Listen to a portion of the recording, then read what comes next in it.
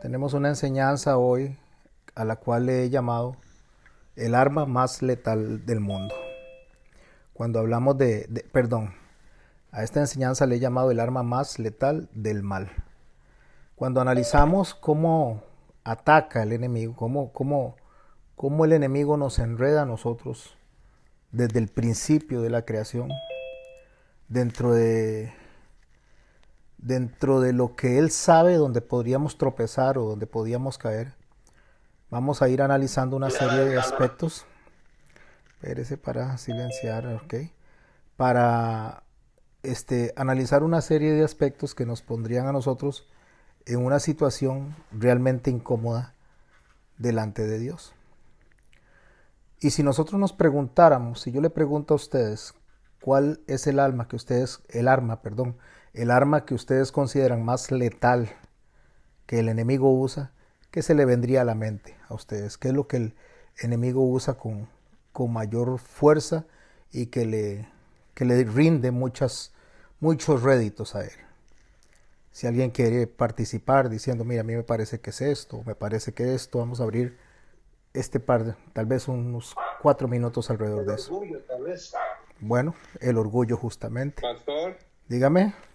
pienso yo que tal vez la arma más mortal que usa Satanás es agarrar una verdad y tergiversarla.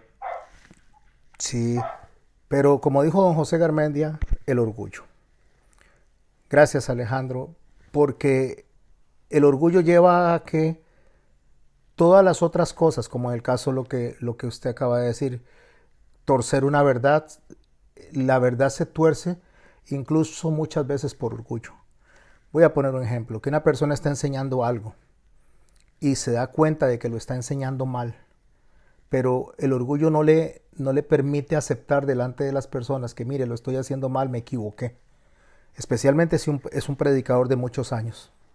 Hace poco escuché, o tal vez no tan poco, pero escuché un predicador reconocer que tenía 30 años de estar enseñando mal un término. No voy a meterme en lo que él reconoció ni voy a profundizar en el predicador.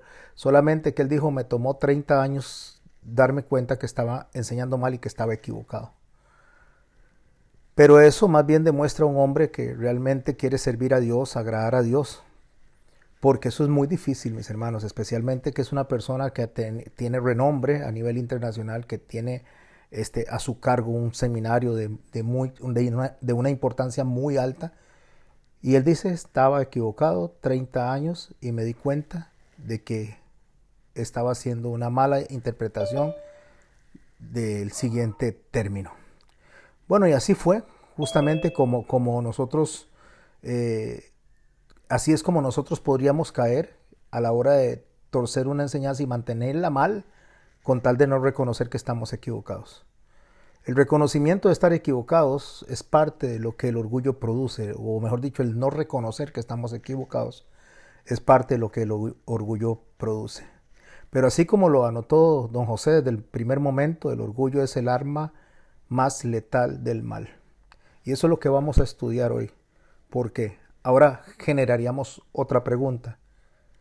¿Hay alguien que no sea orgulloso? O sea, realmente, y estoy hablándolo en el plano humano, porque tal vez alguien va a decir, ah, Jesús, bueno, no, estoy hablándolo en el plano humano, como seres humanos. ¿Será que no somos orgullosos? ¿Habrá alguien que no sea orgulloso? ¿Hay diferentes niveles de orgullo? Sería otra pregunta.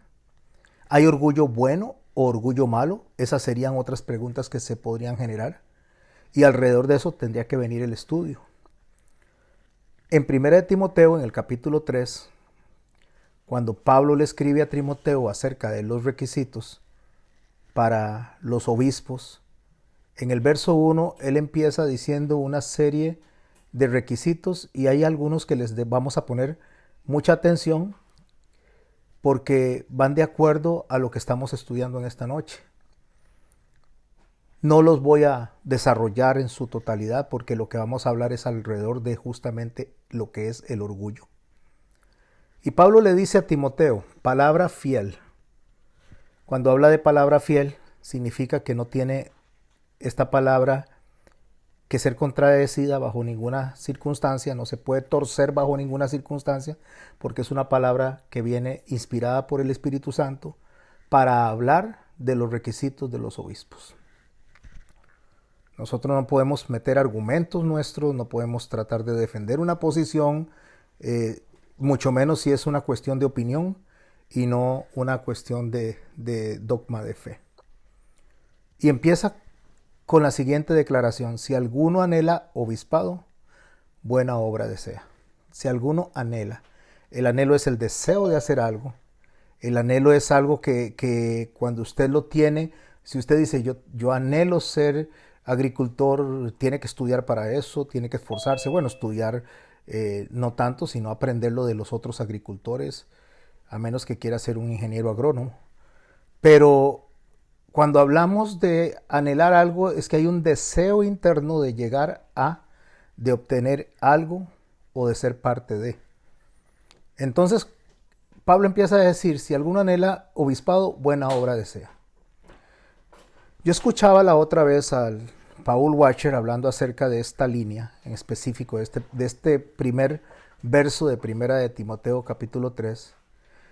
Y él dice que cuando él invita a uno de los estudiantes a ser parte de la preparación de pastores, y le dice, mire, es que usted tiene características, usted tiene, se ve que usted tiene el carisma, que usted tiene la facilidad, que se ve que Dios trabaja en usted, y le invita a meterse a estudiar, ya no solamente por solo aprender la teología, sino realmente direccionado a que llegue a un pastorado, a que llegue a un obispado en este caso.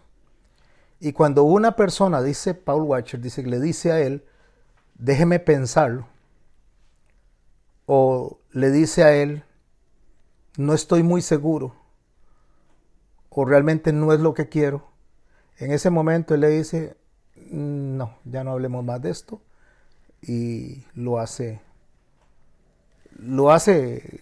que continúe en lo que está haciendo, pero no le vuelve a decir, no le vuelve a insistir.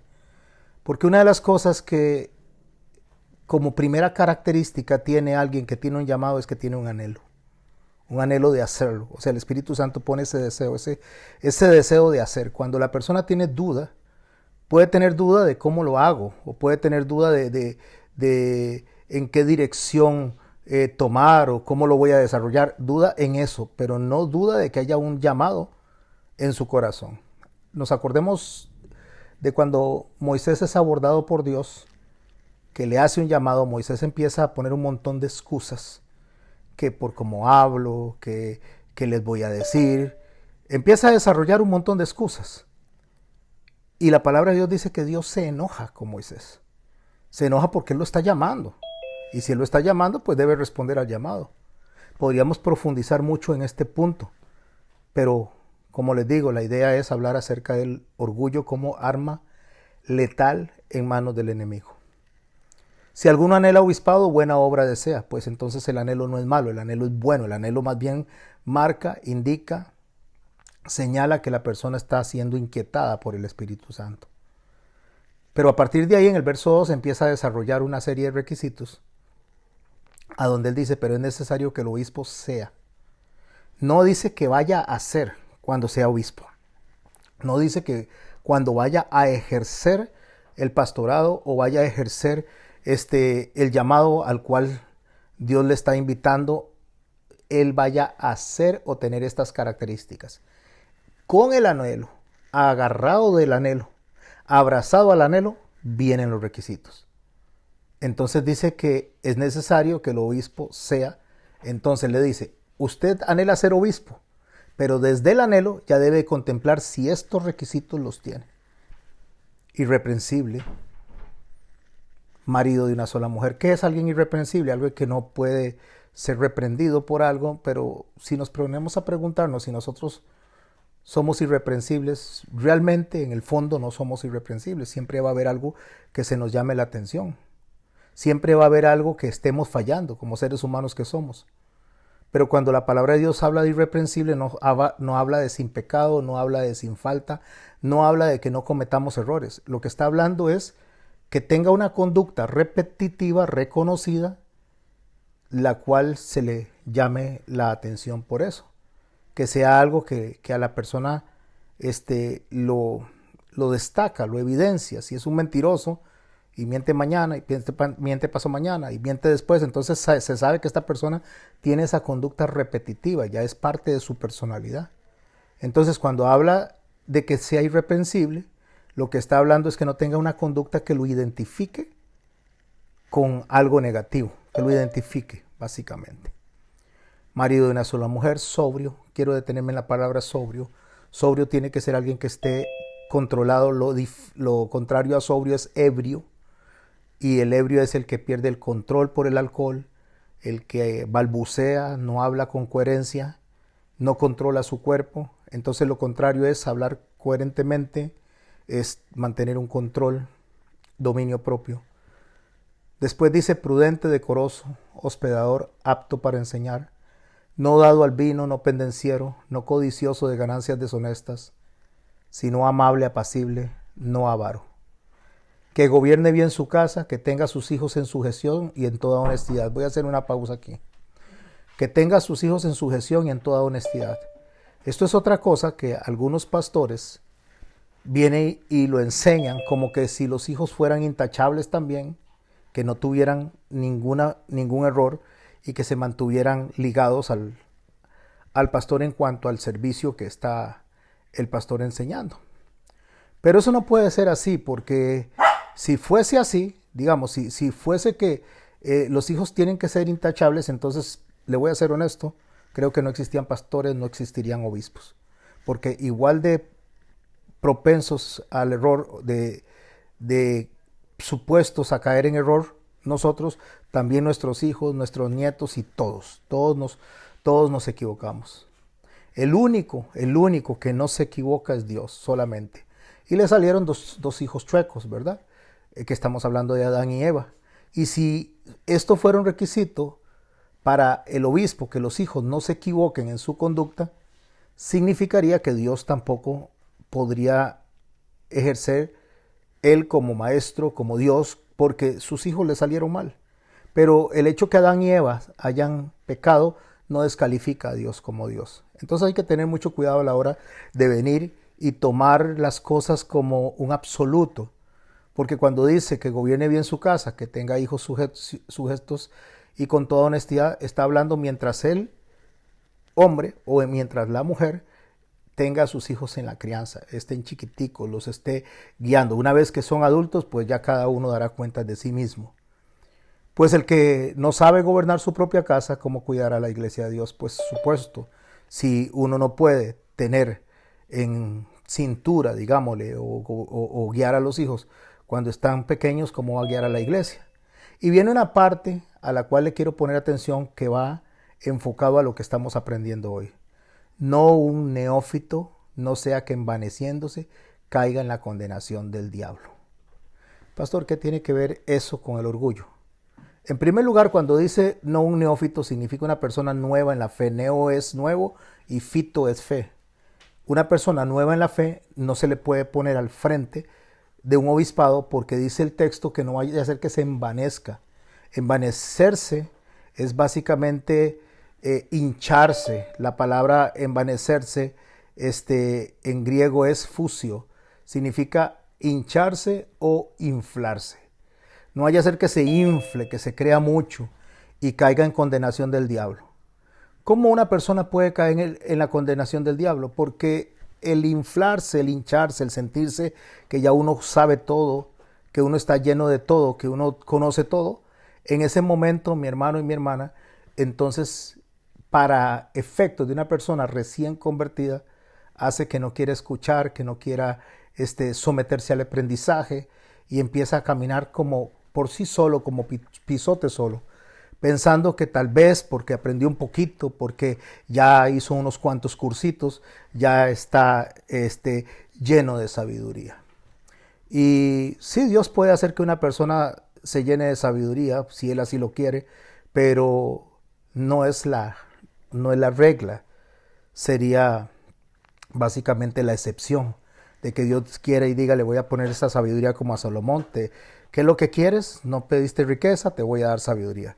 Eso sería la excepción. La sabiduría viene con el proceso de aprender a manejar el conocimiento que Dios nos va dando y aprender a manejarlo de la manera correcta que agrade a Dios.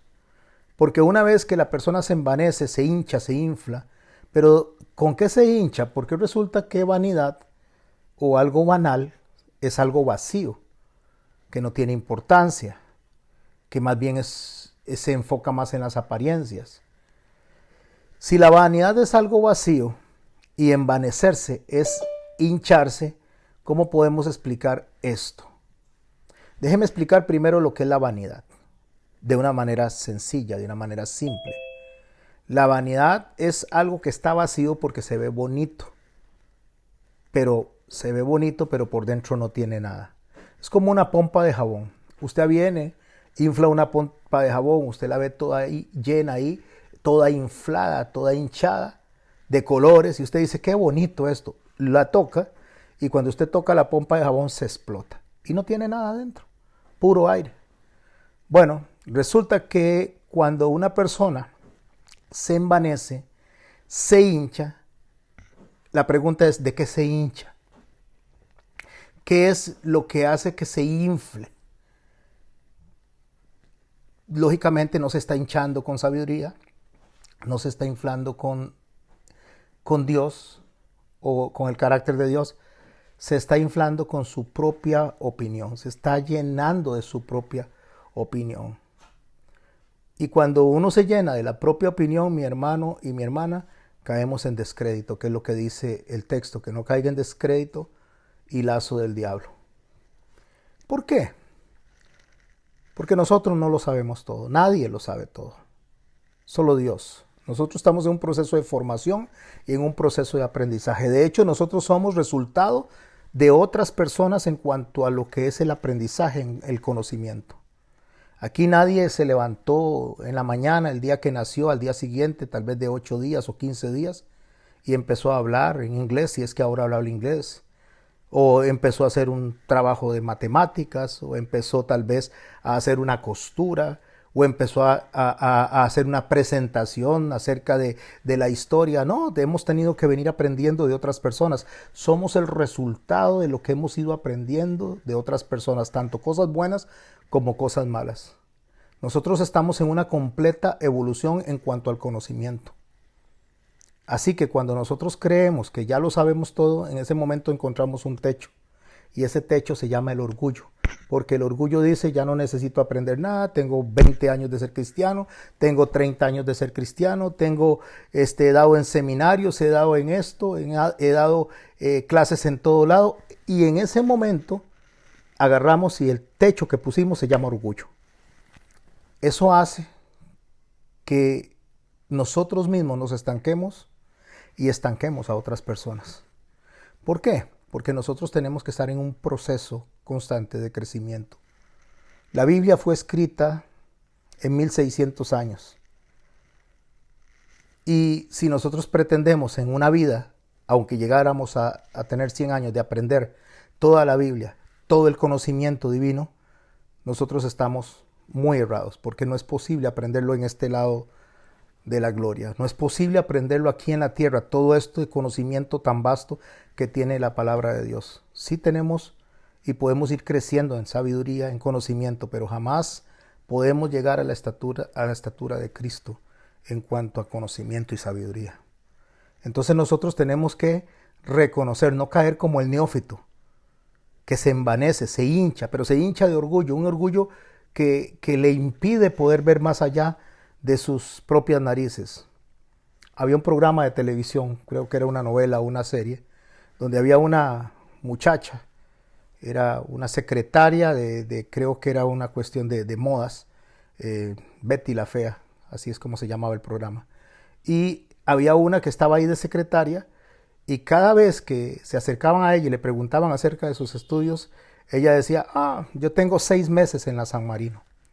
Yo hice 6 meses en la San Marino.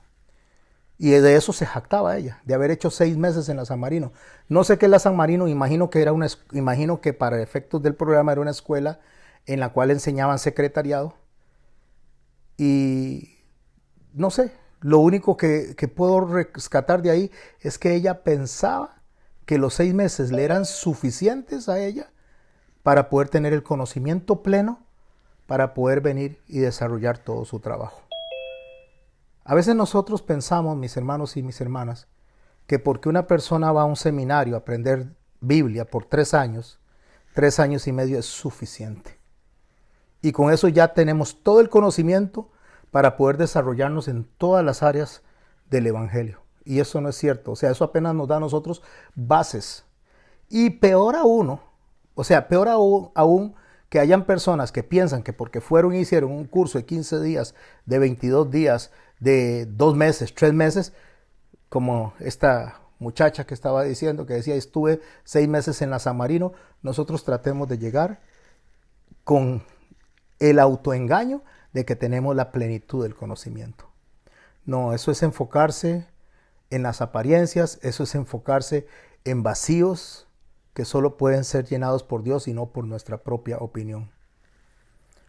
Esto no va a llevar a ningún buen puerto a nadie, absolutamente a nadie. El descrédito no viene incluso de los de afuera, viene de nosotros mismos. Porque cuando nosotros nos paramos al frente a hacer una exposición, a hacer una ponencia acerca de un tema, tal vez hayan 20, 30, 40 personas que es la primera vez que escuchan el tema. Pero resulta que nosotros orgullosos nos paramos, lo presentamos y tal vez haya una persona, una sola persona que está en medio del público, sí, que sí sabe, sí conoce a profundidad el tema. Y después nosotros mismos vamos a quedar en descrédito. Una vez cuando estaba yo en Cartago, hay un lugar que se llama Jardines Lancaster, y se presentó un grupo de turistas, llegaron a los jardines Lancaster, eso está allá en Cartago, cerca de Paraíso. Y entraron a ver las plantas, llevaban un guía botánico, bueno, era una mujer, una guía botánico, y ella iba explicando todo. Cuando iban saliendo, yo estaba afuera esperando a que terminara el grupo que yo había llevado. Cuando yo estoy afuera, sale y se acerca un señor y le hace un reclamo a ella. Le llama la atención y le dice, mire, ustedes me engañaron, le dice. Ustedes me engañaron porque yo vengo desde tal país y vine aquí para ser guiado por una persona que fuera profesional en lo que es el área de la botánica, y usted no sabe, usted lo que hizo fue improvisar y eso no está bien. La muchacha le dio mucha vergüenza, no hallaba qué hacer, pero este escenario es, y lo estoy usando para apoyar lo que acabo de decir, porque puede ser que de los 40, 50 pasajeros que habían, los 50 pasajeros salieron y se dieron por satisfechos con lo que ella estaba enseñando. Pero había uno que sí tenía conocimiento. Y por eso la palabra de Dios es muy clara. No ponga un neófito, no sea que envaneciéndose caiga en la condenación del diablo. ¿Por qué? Porque se llena de orgullo. Ya no quiero aprender, ya no quiero que me enseñen. Yo tengo suficiente conocimiento y nadie tiene suficiente conocimiento. Todos tenemos que continuar nuestro proceso de aprendizaje, especialmente si estamos hablando de la Biblia y del carácter de Dios. Y dice el verso 7, es necesario que tenga buen testimonio de los de afuera para que no caiga en descrédito. Bueno, una vez que aprendimos que el hincharse, el llenarse, lo que se llena es de orgullo, ese inflarse no es solamente el hecho de que la persona que está en vanidad crea que es la más inteligente, que es el más sabiondo, no, sino que puso adentro del corazón para que se llegara a inflar. La palabra envanecerse aparece en el Nuevo Testamento 7 veces, y 6 de esas 7 veces es mencionada en la epístola a los Corintios por Pablo. Y en todos los casos en que se menciona a los Corintios, se menciona metafóricamente bajo el significado del orgullo. En 1 Corintios, en el capítulo 8, en el verso 2 a 3, dice así, hablando en el contexto al que me estoy refiriendo. Si alguno imagina que sabe algo, aún no sabe nada como debe saberlo. Qué impresionante cómo Pablo lo menciona. Si alguien se imagina que sabe algo, Si usted sabe algo en el área que sepa, si yo sé algo en el área que sepa, en el caso mío voy a hablar de la teología, no importa cuántos años hayamos estudiado, no importa cuánto nos hayamos preparado, no importa todas las herramientas que tengamos, dice Pablo, si alguno se imagina que sabe algo, aún no sabe nada como debe saberlo. Cuando yo inicié en los estudios, yo acompañaba hace muchísimo tiempo a un primo mío que luego, cuando digo mucho tiempo, estoy hablando de muchos años. Lo acompañaba a la universidad, él estaba estudiando lo que era el inicio de la computación.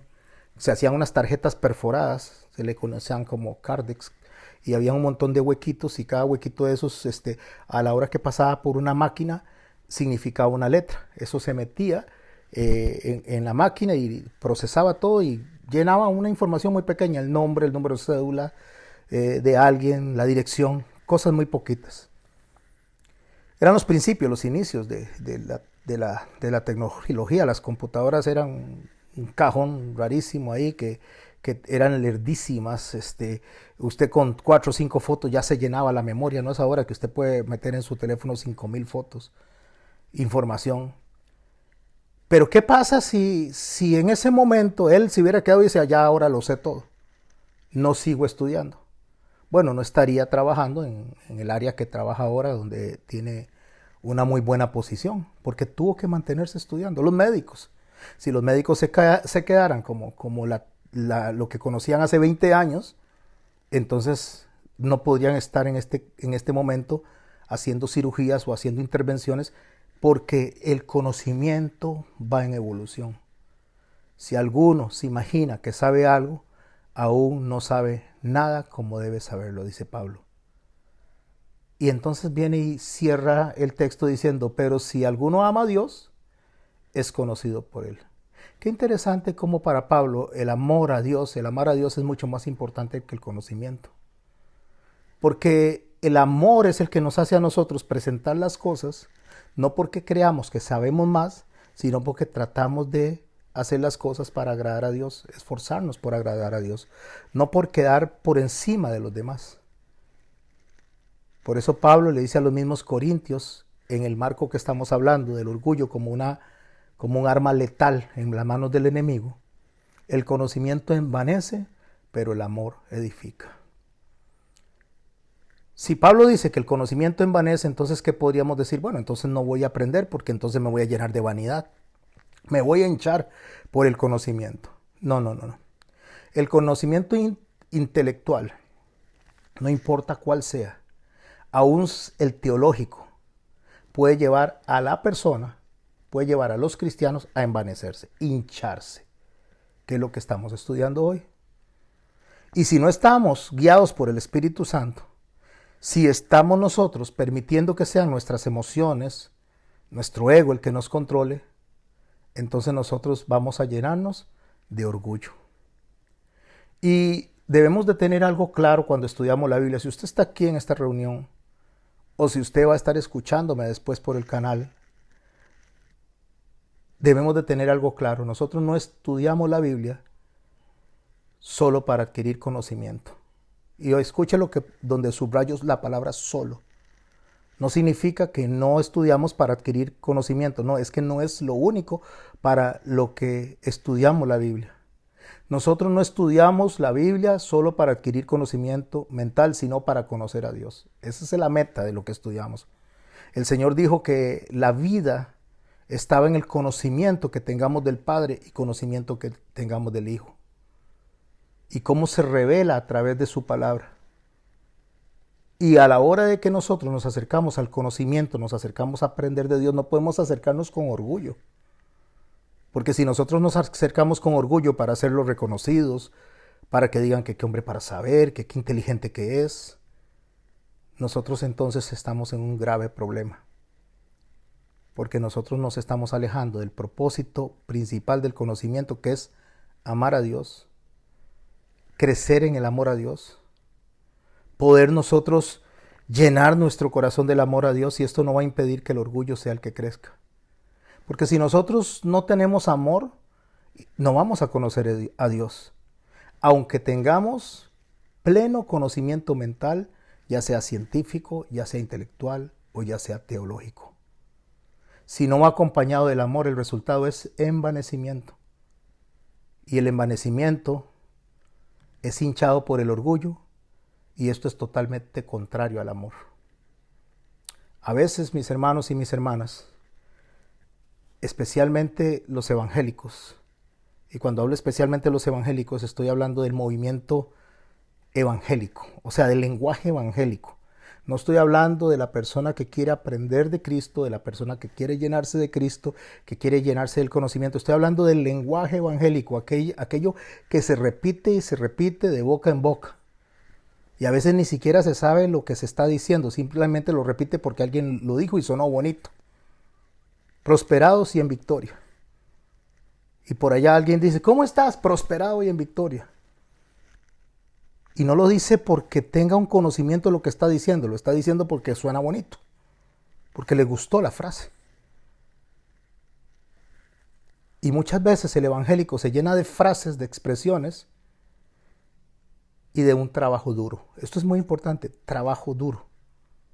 Y trabaja duro con esas expresiones, creyendo que lo que está expresando es amor y lo único que está en medio de todo simplemente está siguiendo una corriente. Y están más alejados del amor y están más alejados del correcto conocimiento de lo que es Dios y de lo que Dios quiere. ¿Por qué? Porque muchas personas hacen las cosas, voy a hablarle del evangélico, voy a hablarle de las personas que tienen esto como una costumbre más que como una relación entre Dios y la persona, o sea, más que una vivencia del Espíritu Santo para conocer a Dios, solamente como una forma de comportarse dentro de un sistema que ya tiene un lenguaje, una forma de comunicarse. Entonces, si todo el mundo brinca en las sillas, todos brincamos en las sillas. Si todo el mundo pega gritos, entonces todos pegan gritos, aunque no saben por qué están pegando gritos. Simplemente repiten y repiten y repiten la conducta de otras personas sin analizar por qué se están haciendo las cosas. Incluso se hacen cosas que se perciben como amorosas. Pero la mayoría de las veces, por no usar un absoluto, la mayoría de las veces se hacen de forma jactanciosa que buscan llamar solamente la atención. Porque el orgullo, cuando está en el corazón, aunque usted esté dándole a los pobres, cuando usted esté sirviéndole a las personas, aunque usted esté predicando, aunque usted esté cantando, aunque yo esté enseñando, no importa lo que estemos haciendo, si el orgullo busca la gloria de la persona por sentirse bien, entonces simplemente es una apariencia y no es amor. Porque nosotros, mis hermanos, cuando nosotros hacemos las cosas para recibir el aplauso, para que digan qué bien estás, y ahorita voy a hacer un énfasis en algo ahí, no significa que no pueda usted reconocerle a una persona la gracia de Dios y el don que Dios le ha dado, no significa eso. Significa que tenemos que saber qué es lo que estamos haciendo y por qué lo estamos haciendo. Porque si usted viene y usted hace un arroz con pollo en una iglesia para presentarlo a los hermanos y nadie le dijo que sabía rico, que estaba rico el arroz con pollo y se va enojado o se va enojada, entonces no lo hizo para Dios, lo hizo para que le aplaudieran. Y si no lo hizo para Dios y lo hizo para que le aplaudieran, entonces se hizo por orgullo. Si nosotros venimos y resulta que una persona se acerca a la iglesia, se acerca al cuerpo de Cristo para buscar una ayuda y nosotros venimos y le atacamos por los pecados que tiene, por las cosas que hizo, porque ya nosotros los hemos superado. Y entonces le decimos, pero si yo hubiera sido, yo no hubiera hecho eso, yo hubiera hecho esto y esto. Sí, tal vez en ese momento.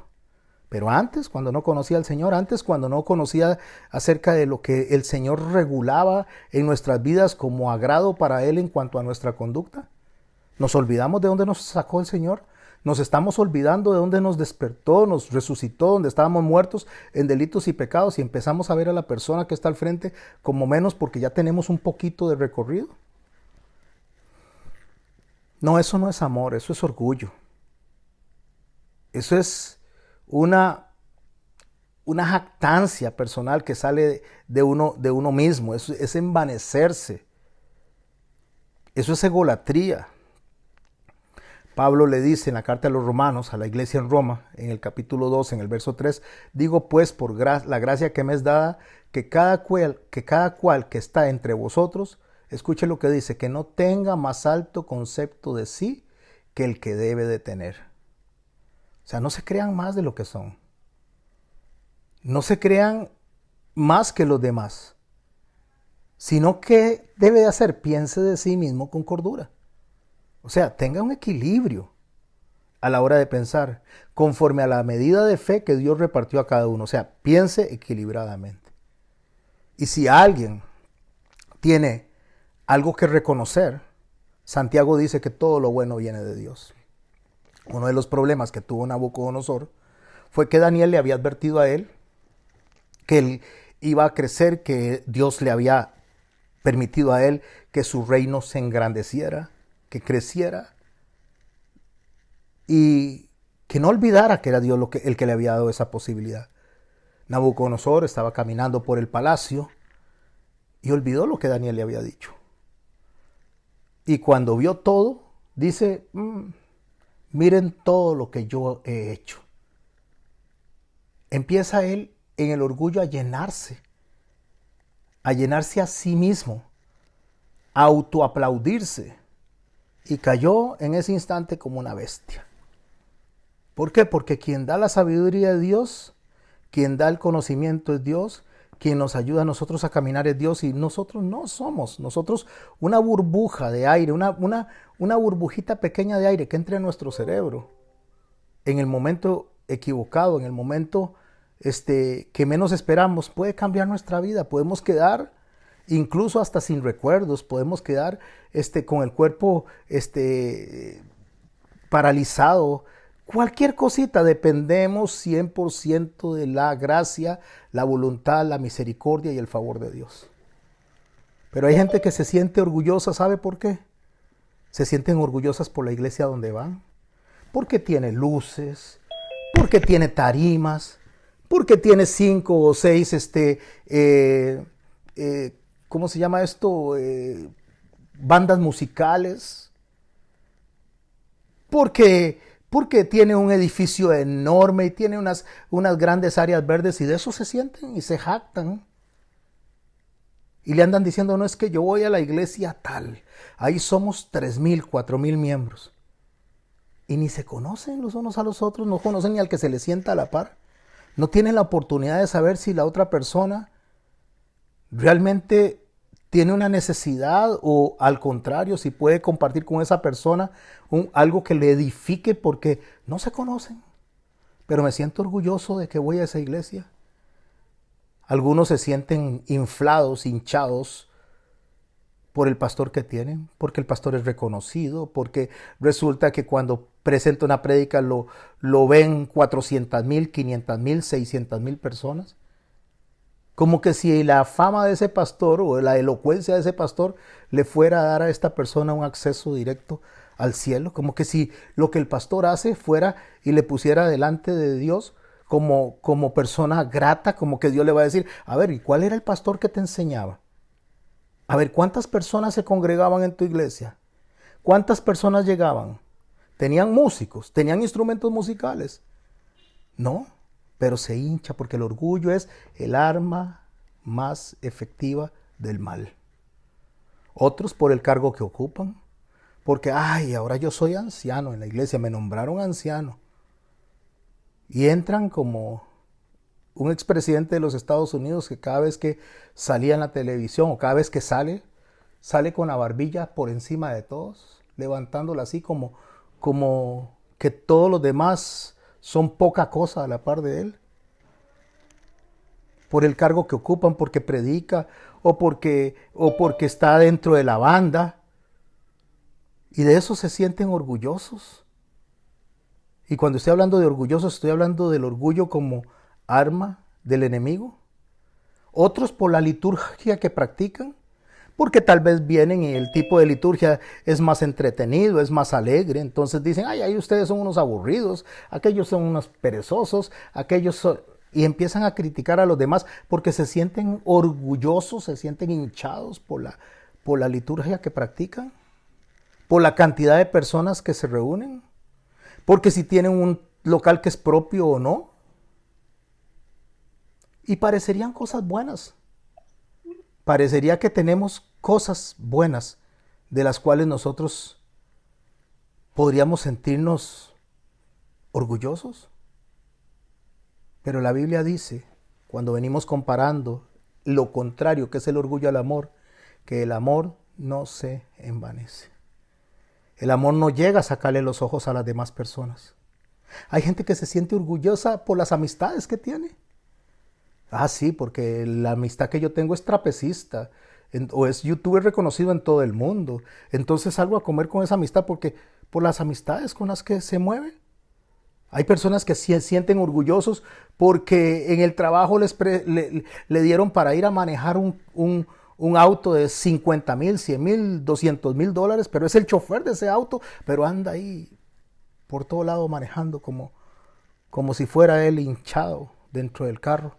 Pero una vez que lo deja en el trabajo se va a pie a coger el bus o se va a agarrar la bicicleta o se va a agarrar el carrito que tiene. Porque no es de él eso, es de otro, pero se siente hinchado por lo que otro tiene. ¿Sabe que estar envanecido es algo arrogante? Es enfocarse en uno mismo. Eso es sectario, es alejado del carácter de Cristo. La arrogancia, que es la falta de humildad, es sentirnos mejor que los demás.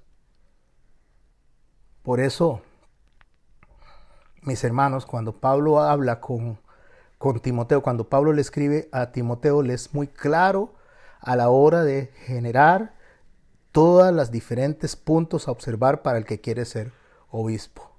Si alguno anhela ser obispo, que no sea un neófito, que no sea que envaneciéndose, o sea, se llene de soberbia, se llene de orgullo, se hinche el corazón, caiga en condenación del diablo. Y también es necesario, dice, que tenga buen testimonio con los de afuera para que no caiga en descrédito, en lazo del diablo. ¿Por qué? Porque algunas personas, y me voy a referir principalmente a cristianos, dicen, a mí qué me importa lo que piensen los demás. Mientras Dios conozca mi corazón, a mí qué me importa lo que los demás hagan o digan. Eso es orgullo. Eso es soberbia. Y no está según el carácter de Cristo, porque Cristo no dice eso. Dios no dice eso. O nos dice, mientras Dios sepa quién soy yo, ¿qué me importa lo que los demás digan o hagan? Para mí eso es suficiente. Y eso no es cierto, eso es una manifestación de orgullo con palabras evangélicas repetidas porque no me importa lo que los demás digan, porque a mí lo que me interesa es caerle bien a Dios y no a los hombres. Utilizando un texto de forma torcida, descontextualizada, y que Dios en ningún momento dijo eso. Por eso Pablo dice, cuida el testimonio. ¿Por qué hay que cuidar el testimonio? Porque no blasfeman contra nosotros, blasfeman contra Cristo. Ah, mira, y ese es cristiano y mira lo que hace. Ah, pero ese que es cristiano dice, a mí qué me importa lo que digan. Y la palabra no dice eso. En ningún momento la palabra dice que a nosotros no nos debe importar. Y mucho menos decir, bueno, es que de por sí al que estoy agradando es a Dios y no a los hombres. En Gálatas 1:10, que es el texto que utilizan torcido, dice, busco pues ahora el favor de los hombres o el de Dios. O trato de agradar a los hombres, pero escuche lo que dice, si todavía agradara a los hombres, no sería siervo de Cristo. Pero no está hablando, mis hermanos y mis hermanas, de descuidar el testimonio. Está hablando de cuidar el evangelio. Está hablando de no negar a Cristo. Porque en el verso 6 dice, estoy maravillado que tan pronto os hayáis alejado del que os llamó por la gracia de Cristo para seguir un evangelio diferente. No que haya otros, sino que hay algunos que os perturban y quieren pervertir el evangelio de Cristo. Mas si aún nosotros o un ángel del cielo os anunciare otro evangelio diferente del que os hemos anunciado, sea anatema, o sea, sea maldito. Como antes hemos dicho, también ahora lo repito, si alguno os predica diferente evangelio del que habéis recibido, sea maldito. Y en ese contexto, que el evangelio se estaba torciendo, que la enseñanza se estaba dando no de acuerdo a lo que Cristo dice, yo no busco agradar a los hombres sino a Cristo. En ese contexto no está hablando que descuide el evangelio, el testimonio. En ningún momento. Por eso en 1 Timoteo capítulo 3 verso 7 dice, también es necesario que tengan buen testimonio de los de afuera para que no caigan en descrédito y lazo del diablo. Solo decir que no nos importa lo que los demás piensen, ¿y qué? A mí qué me importa. Allá lo que piensen es cada uno. Eso es antibíblico y va contrario al carácter de Dios, porque el Señor mismo nos enseñó a nosotros que nosotros debemos de cuidar a los más pequeños que creen en mí, y entre eso no solo está la forma de enseñar, sino el testimonio que estamos dando nosotros. La Biblia, o en la Biblia el orgullo se presenta básicamente y mayoritariamente, y digo mayoritariamente para dejar un espacio ahí a lo que no es orgullo, pero es reconocimiento, que lo voy a hablar antes de cerrar la clase de hoy. El orgullo se presenta como un pecado que lleva a la caída y a la destrucción de la persona. Saúl, un ejemplo de orgullo, porque había desobedecido a Dios, se había llenado de orgullo, se llenó de envidia de David y eso lo llevó a la caída y a su muerte. La Torre de Babel es otro ejemplo, cuando la gente decide construir para alcanzar el cielo en un acto orgulloso y completo desafío a Dios. ¿Y Dios qué hizo? Generó confusión. El orgullo puede ser un arma tan letal, una fuerza tan destructiva en nuestras vidas e inclusive en el mundo, porque nos lleva a arrogancia, desobediencia, a una ambición desmedida y nos puede llevar a la caída y la destrucción. Por eso nosotros es muy importante que reconozcamos nuestros propios límites para poder trabajar en humildad, para evitar que ese orgullo lo use el enemigo como arma letal contra nosotros. El orgullo no permite que reconozcamos que estamos equivocados. El orgullo no permite aceptar que Dios está dictando lo que tenemos que hacer y entonces nos excusamos en la falsa apariencia de que se haga la voluntad de Dios. Quiero hacer esto, pero no me está saliendo, pero que se haga la voluntad de Dios, pero en nuestro interior estamos insatisfechos con lo que Dios nos está diciendo o nos está guiando a hacer. Jesús nos enseñó a nosotros que nosotros podemos no estar contentos con lo que vamos a hacer. Cuando Él dijo, si es posible que pase de mí esta copa, pero debemos de estar satisfechos con la voluntad de Dios, porque fue lo que Él dijo al cerrar las 3 veces que repitió estas palabras, que se haga la voluntad tuya y no la mía. Porque el orgullo en las manos del enemigo y guiándonos a nosotros es muchas veces el arma, no solo el arma más eficaz para destruirnos a nosotros, sino para destruir todo nuestro entorno. Pero a veces el orgullo es difícil de detectar. A veces se disfraza como autoconfianza, diciéndonos a nosotros que somos los que tenemos el control, que no le tenga miedo al éxito, que se eche para adelante, y se disfraza como autoconfianza. Nosotros no tenemos que confundir el esfuerzo que tenemos que hacer y lo que el Señor nos dice a nosotros que debemos de luchar para sacar adelante la tarea. Esfuérzate y sé valiente, pero no debemos de olvidar quién es el que nos da la fuerza. Es Dios a través del Espíritu Santo, porque cuando nos creemos autosuficientes, cuando creemos que somos dependientes de nosotros mismos, ahí viene y vamos a experimentar inmediatamente la caída. Pero también tenemos que tener cuidado con no caer en el ataque a las demás personas al no entender lo que es reconocimiento y gratitud. Yo personalmente, mis hermanos y mis hermanas, lo he dicho en otras oportunidades, he experimentado a personas que acusan a los que valoran el trabajo que Dios me ha permitido hacer, solapando una falsa humildad, solapando un falso discurso de defender al Señor, porque les acusan a las personas que reconocen lo que Dios permite que uno haga como idolatría. Y dicen, es que usted está idolatrando al pastor. Es que usted está idolatrando al pastor porque entonces solamente le gusta escuchar lo que él enseña o lo que él presenta y lo da como santa palabra. No, mis hermanos. Esto es ignorancia completa al significado de idolatría, al significado de idolatrar y con la pretensión de insultar a las personas y tratar de guiar a esas personas hacia sí mismo, porque está lleno de orgullo la persona que ataca de esta manera, que fue lo que los fariseos hicieron.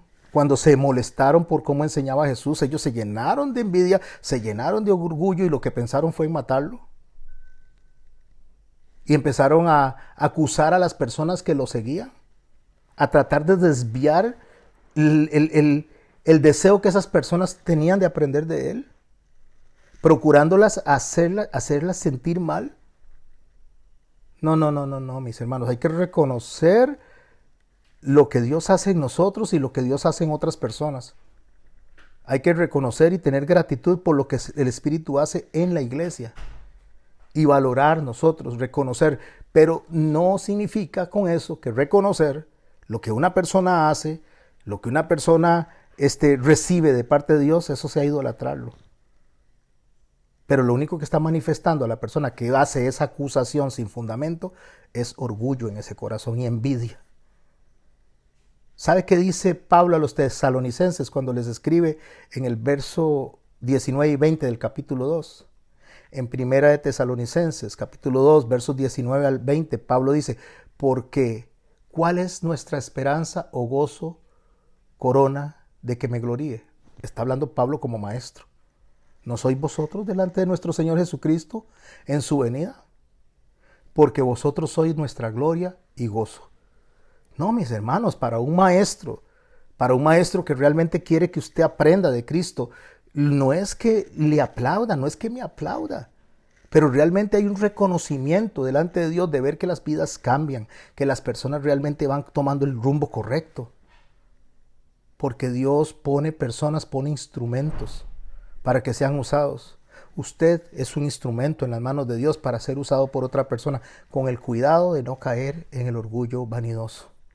En Primera de Tesalonicenses, capítulo 5, en el verso 12, Pablo continúa diciendo a esta población, a estos hermanos, os rogamos, hermanos, que reconozcáis a los que trabajan entre vosotros. Escuche esa palabra, reconocer. Reconocer es reconocer realmente el esfuerzo que se hace, el trabajo que se hace, que reconozcáis a los que trabajan entre vosotros y os presiden en el Señor y os amonestan. Y que los tengáis en mucha estima, amor, por causa de su obra. Así que atacar a una persona o atacar a personas porque tienen la gracia de Dios y el reconocimiento de Dios, eso es un acto pecaminoso delante de Dios. Nosotros no podemos atacar a las personas porque Dios las use. Nosotros podemos reconocer cuando una persona hace las cosas alejadas del fruto del amor por su beneficio propio, y entonces ahí sí podemos decir, esto no está bien. Y el Señor Jesucristo fue el que nos dijo eso. Dice, por sus frutos los reconoceréis. Y Pablo dice, personas que envaneciéndose a sí mismo, entonces se llenaron haciendo mercancía de ustedes. ¿Por qué? Porque la persona que utiliza a los demás para obtener beneficio propio, aplauso o lo que sea, entonces eso sí tiene un problema de vanidad, un problema de orgullo, un problema de amor propio desmedido. Porque el problema no es el reconocimiento o lo que el Espíritu hace en la iglesia, incluso el reconocimiento o el autorreconocimiento de lo que el Señor hace en usted mismo. René, para darles un ejemplo, René hace unas cosas hermosísimas en madera. Cuando yo conocí a nuestro hermano René y vi los aviones que él hacía en madera, o sea, René tiene una facilidad, una capacidad tan increíble para trabajar la madera que yo me quedé sorprendido y digo, wow, qué calidad de trabajo el que hace. ¿Cómo hace estos aviones a escala tan hermosísimos? Incluso un día se puso a hizo los muebles del tabernáculo en chiquitico, a pura cuchilla. Y no creo que René no llegue delante de Dios y no le agradezca la facilidad que le ha dado. Porque yo de mi parte, yo le doy gracias a Dios que me haya dado un don, que me haya dado un talento, que me haya dado la oportunidad de poder enseñar. Pero eso no es envanecimiento, es reconocer la obra de Dios en uno. Uno lo puede hacer, dándole la gloria a Dios. Usted puede reconocer la obra que Dios ha hecho en el pastor Miguel, la obra que Dios ha hecho en el hermano Max, en el hermano Will, en cada uno de los que estamos acá, decir, Dios, qué bueno ha sido. Señor, gracias por lo que has hecho. Y usted puede decir al hermano, le puede decir, qué bien, o sea, qué talento Dios te ha dado, qué gran capacidad. A mí no me da ningún problema en reconocer que mi esposa es una persona sumamente creativa. O sea, una persona que maneja las cosas que ella hace de una forma increíble. Y yo digo, wow, pero ¿de dónde viene toda esa capacidad? Viene de Dios, por supuesto, pero yo no tengo ningún problema. No tengo ningún problema en reconocerlo, como no tengo ningún problema en reconocer que otras personas tengan eso. Y eso no es idolatrar a las personas, eso es reconocer la obra de Cristo en esas personas. El problema no es el reconocimiento, el problema es qué hago con ese reconocimiento. El orgullo es tan letal, el orgullo es tan terriblemente letal cuando nosotros venimos y nos hinchamos. Porque usted se puede hinchar. Yo me puedo hinchar, llenarnos de soberbia, llenarnos de orgullo. Y aquello que estaba vacío, que era una pompa, llenarse de pura maldad con esa arma. Inclusive podríamos llegar hasta destruir una familia, podríamos destruir nuestro propio trabajo, podríamos destruir un país. Pastor, qué exagerado que es usted. No, mis hermanos, hay un ejemplo concreto que hubo en Alemania en la Segunda Guerra Mundial bajo el régimen de Adolfo Hitler. Hitler promovió una ideología basada en la superioridad de la raza aria. O sea, decía, somos superiores a los demás. Y esta ideología que estaba basada en orgullo desmedido fue justamente la que causó la destrucción y asesinato de millones de personas. 6 millones de judíos más millones de personas más. Porque el orgullo, la arrogancia que el régimen nazi tenía, lo único que hizo fue llevar a situaciones catastróficas. Bueno, pastor, ¿cómo nos vamos a quedar entonces? ¿Cómo va a cerrar la enseñanza? Ya sabemos que somos orgullosos, ya sabemos que nos llenamos de soberbia, ya sabemos incluso que nos enojamos con los demás y nos sentimos envidiosos porque los demás sí prosperan. También nos dijo a nosotros que podemos reconocernos lo que Dios ha hecho en nosotros y podemos reconocer lo que el otro ha hecho. Pero yo quiero saber lo que dice Jesús. ¿Cuál es la receta que Jesús da? No lo que usted me está explicando, pastor, porque usted es otro igual que yo y es cierto. Pero cuando nuestro Señor Jesús habla, el Señor dice palabras tan hermosas, tan maravillosas, acerca de lo que nosotros tenemos que ser y hacer, como las que dijo a través de su boca y las registró Mateo en el capítulo 18, verso 4. Así que cualquiera que se humille como este niño es el mayor en el reino de los cielos. Humillarse, humildad. ¿Los niños qué? Hay que ser como niños, pero ¿en qué área? Los niños son mentirosos, los niños son peleones, los niños por naturaleza son egoístas. Entonces yo tengo que entender en qué área lo está diciendo. En el área en que un niño se pelea con otro y al ratito se le pasa y siguen jugando como si nada ha pasado. No guardan rencor, no lo atesoran en su corazón. Porque, mis hermanos, el orgullo se va manifestando en el paso del tiempo. Y los niños, cuando son niños, no tienen ese problema hasta que empiezan a experimentar realmente lo que se le traslada incluso a veces de sus padres, donde se sienten mejor porque tienen una mejor casa, porque le dan mejores regalos, porque van a pasear a otros lados, porque se van a buenos restaurantes y empiezan a ver como menos a los demás. Pero si se mantuviera ese corazón de niño que me peleo y me reconcilio, y que podemos comer del mismo plato, que podemos compartir un pedazo de melcocha donde usted la muerde y le da al otro y no le da asco. Ese corazón de niño, ese corazón de compañerismo, ese corazón de confraternidad, donde no le importa al niño si usted tiene una ropa espléndida o él tiene una ropa sencilla, vamos a jugar.